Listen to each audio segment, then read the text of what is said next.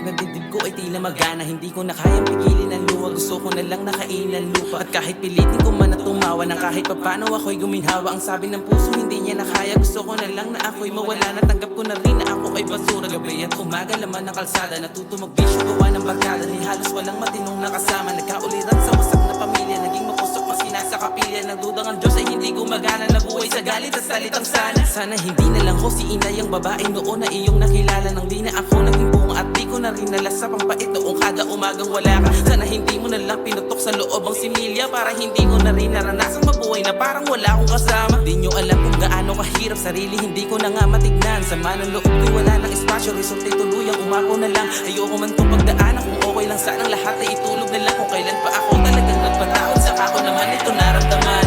Sometimes life's a bully, will fight you till you're groggy. It will pull you down slowly, no matter how strong you are. Sometimes life's a bully, will fight you till you're groggy.